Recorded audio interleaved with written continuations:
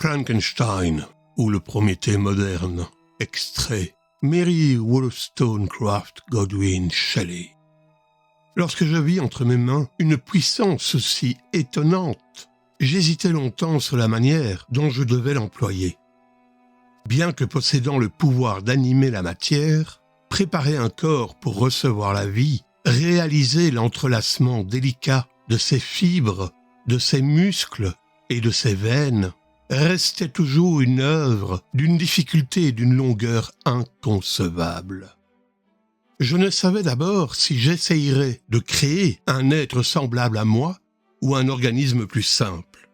Mais mon imagination était trop exaltée par mon premier succès pour me laisser mettre en doute la possibilité pour moi de donner la vie à un animal aussi complexe et aussi merveilleux que l'homme.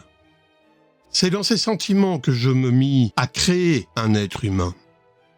Comme la petitesse de ces diverses parties constituait un grave obstacle à la rapidité de mon travail, je résolus, contrairement à mon intention première, de lui donner une stature gigantesque, c'est-à-dire environ 8 pieds de hauteur, et d'une largeur proportionnée. Après avoir pris cette décision et passé plusieurs mois à rassembler et disposer convenablement mes matériaux, je commençai mon œuvre.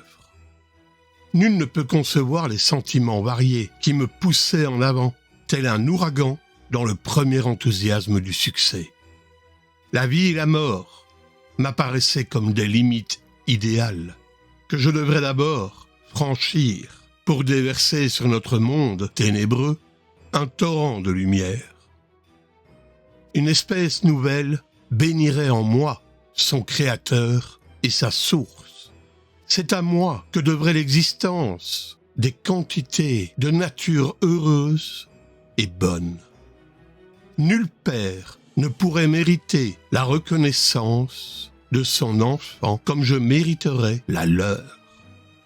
Poursuivant ces réflexions, je me disais que s'il m'était donné d'animer la matière inerte, je pourrais avec le temps, bien que cela me semblât encore impossible, renouveler la vie lorsque la mort avait apparemment livré le corps à la corruption.